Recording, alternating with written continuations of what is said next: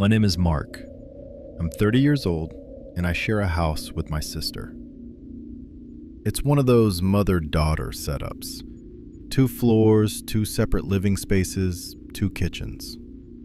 She takes the downstairs, I take the upstairs. It works well, mostly because she's barely ever home. She spends a lot of time at her boyfriend's place about 20 miles away, so more often than not, it's just me up there. And look, I'm 30. I know I'm 30. Being alone in a house at night shouldn't be a thing for me anymore. But I'd be lying if I said it never gets to me.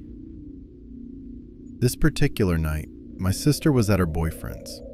I was on the couch watching a horror movie, which, in hindsight, was a fantastic choice. My upstairs is an open layout, so the living room, dining room, and kitchen are all one big space.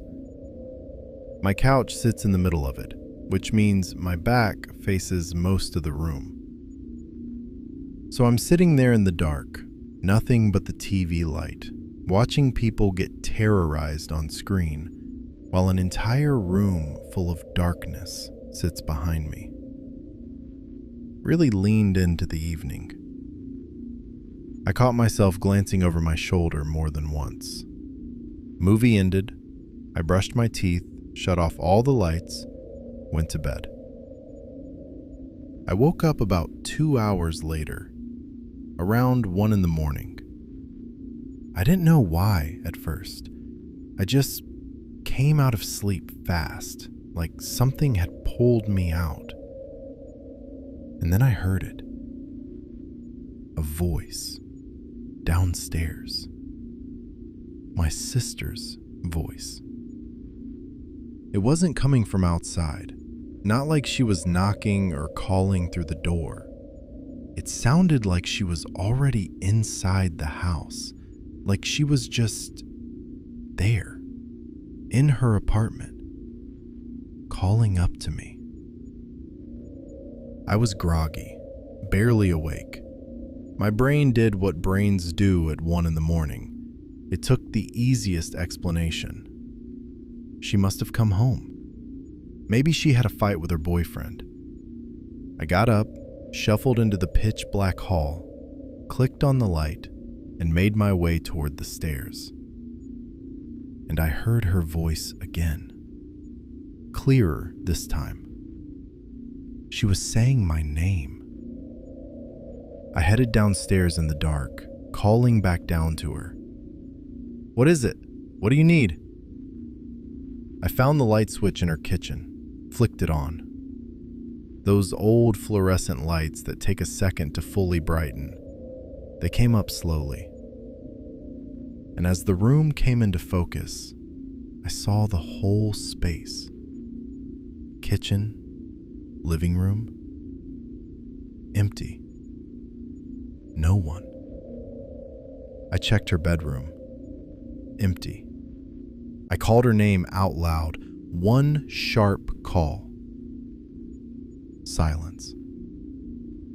And then, right after my voice died, something dropped. In her bedroom. The one I had literally just checked and walked out of. Something hit the floor. I did not go back in there. I went up the stairs the way a scared kid goes upstairs, fast, not looking back, got into my room, locked the door, grabbed my phone. I called my sister 3 times. No answer. I sat on my bed with the lights on, trying to convince myself I'd imagined it, that I was half asleep, that none of it was real. In the morning, I had a text from her asking why I'd called in the middle of the night. I asked if she'd come home at all. She said no. She'd been at her boyfriend's the whole night and hadn't left once. I went back down to her bedroom to find what had fallen. There was nothing on the floor.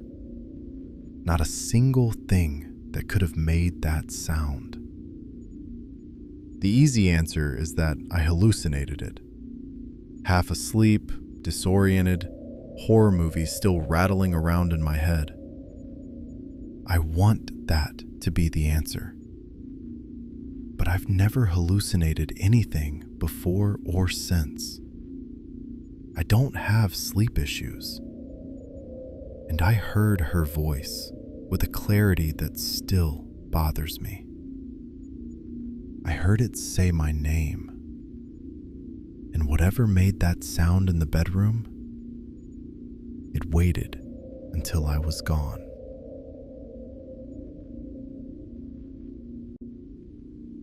Growing up, I was alone a lot. My mom was a single parent, and she worked overnight shifts as a nurse. The brutal kind of schedule where she'd be gone all night, and you just have to figure it out. My older brother had gone off to college by then, so most of the time, at night, it was just me. I was 14 at the time of this. It was a weekend night. My mom was working. I had a girl over, Molly. We watched a couple movies, hung out. Eventually, her parents wanted her home, so she left. She'd been gone maybe 10 minutes. I was back in my room in bed, watching TV. My bedroom is upstairs, right above the backyard deck. So when someone dragged one of the deck chairs across the wood, I heard it. I got up and looked out the window. There was a man sitting in one of the chairs. Down on my deck, in my yard. At first I thought it was Molly coming back. She'd only just left. I called her name down. You looked up at me. It wasn't Molly. It wasn't anyone I recognized. I stepped back from the window, heart going. I texted my friends on the group chat, just to see if one of them was messing with me, pulling some stupid prank. The ones who responded all said no. I already knew it wasn't them. None of my friends would actually do something like that. I inched back to the window and looked down again. He was still there, still sitting in the chair, still looking up at my window. He could clearly see me. He knew exactly which window I was at. I killed the TV, sat on my bed in the dark, pulled my knees up to my chest. I didn't turn on my phone screen. I was scared he'd see the glow through the window. I didn't move. The window was open, and I didn't want him to hear me. I just sat there, completely still, in the dark, waiting. 5 minutes, maybe more. I finally told myself there was no way he was still there. It had been too long. I got up slowly, walked to the window, and looked down. He hadn't moved.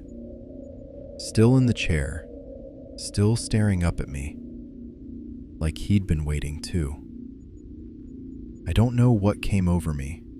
Maybe desperation, maybe just the fact that I had nowhere else to go. But I leaned out and said down to him, "What do you want?" His shoulders started moving, up and down, like he was laughing, hard, but silently. No sound at first. Then, this thin, high wheezing, like he was laughing so hard he couldn't get air. I told him to go away and stepped back inside. I left my room and sat at the top of the stairs, listening. Then I heard the back door. It was being pushed, tested. He was trying to get in. I ran back to my room. A few minutes later, the front door. He'd come around. The knob rattled, the door pushed, then stopped. I was 14 years old, alone in that house. I didn't call 911. I don't fully know why. I think I just froze, I think my brain couldn't get past the fear to do the logical thing. I shut my bedroom window, closed the curtains, and I didn't leave my room again until my mom came home in the morning. If those doors hadn't been locked, I don't know what would have happened. I was 14 and small, and I had no plan. What I keep thinking about is that laugh. Silent at first. Then that wheezing. The sound of someone who found the whole thing genuinely funny.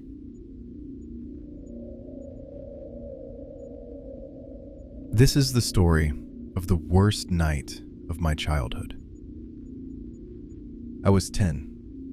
We were a family of 5. My parents, me, my older brother who was 14, and my little sister who was 5. On this particular Friday night, my brother was out with his friends, which, as it turned out, didn't end well. My parents got a call from a hospital. He'd been hit by a car.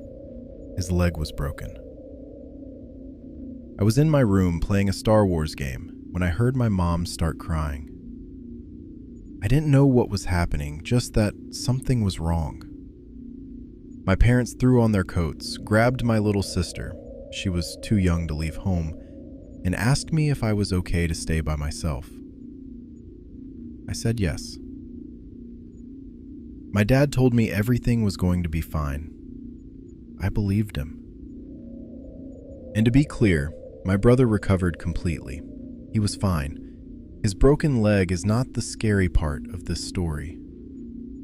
It was just the reason I ended up alone that night. I played my game for a couple more hours. It got late, well past midnight. I turned everything off and got into bed with my Game Boy. A little while later, I heard the front door open. My parents, finally home. I had my bedroom door closed. I listened for their voices, waited to hear them come up the stairs. Nothing.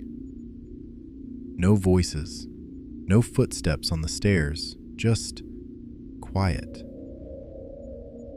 Something felt wrong.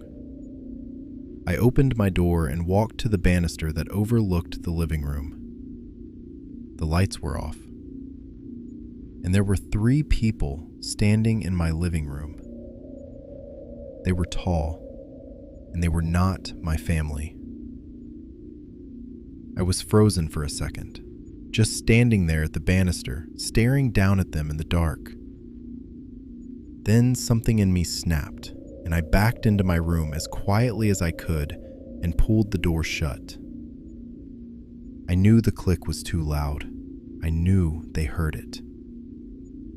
I crossed to my closet, opened it slowly, stepped in behind the boxes and bags stuffed along the back wall, and pulled the door shut. I got down low, behind everything I could put between me and the door. And I waited. My bedroom door opened. Footsteps came in. I couldn't tell if it was one person or 2. I heard them move to my bed, heard my covers being moved, patted down, looking for me. Then the footsteps moved toward the closet, stopped just outside, and the door opened. I didn't look up. I didn't breathe. I made myself as small as I could behind those bags, and I held completely still. The door stayed open. 10 seconds. 20. A full 20 seconds of silence with that door open and someone standing on the other side of it. Then the door closed.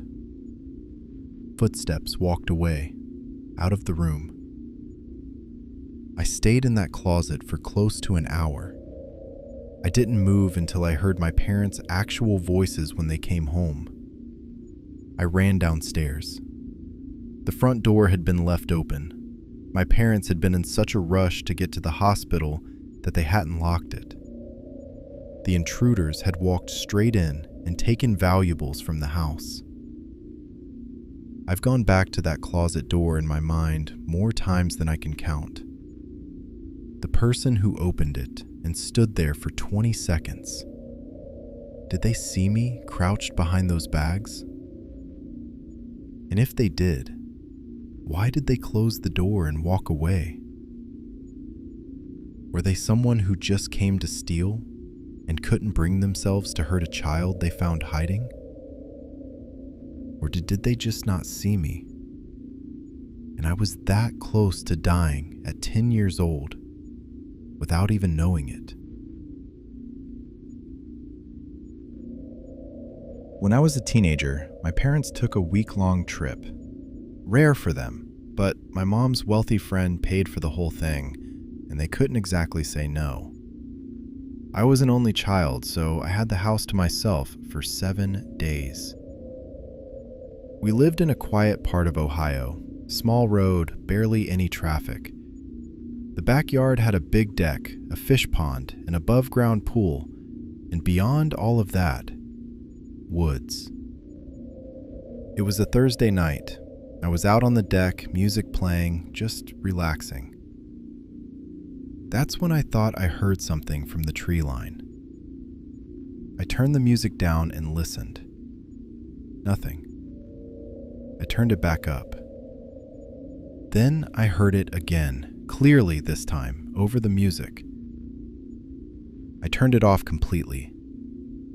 A voice, male, coming from somewhere in the trees, maybe 20, 30 yards out. "Hey, over here." My first thought was kids playing in the woods. It happened. This didn't feel alarming yet. I kept listening. "Hey, over here, we need help." That's when something shifted. The voice was too deep for a kid. And that phrase, "we need help," when you hear that in the dark, something in you responds to it. Then, directly in front of me, clearly aimed at me. "Straight in front of you. Please, come help us." I called back, "Who is that?" The voice came right back. "We're stuck in the woods. We just need help." I asked what that meant. "Just come straight in front of you." And here's the part that still embarrasses me a little. I went. I got up, walked down the deck steps, and started across the yard toward the tree line, calling out that I was coming. The voice answered immediately. "Right in front of you. I can see you." I stopped. Something about that, "I can see you," landed wrong. I called back, "Are you alone, or is someone with you?" No answer.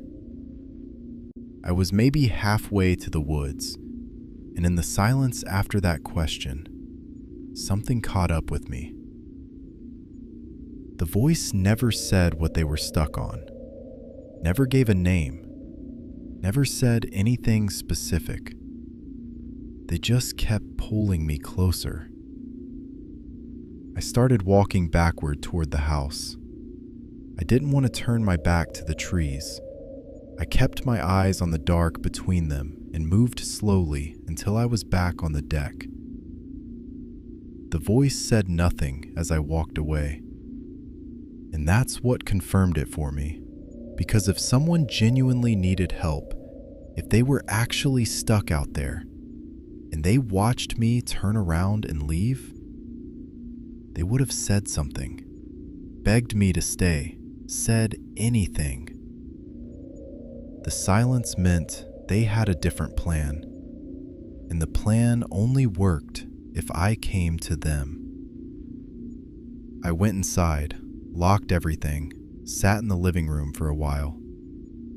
A little while later, the voice again, closer, not in the woods anymore, in the backyard. Then splashing, from the pool or the pond, I couldn't tell.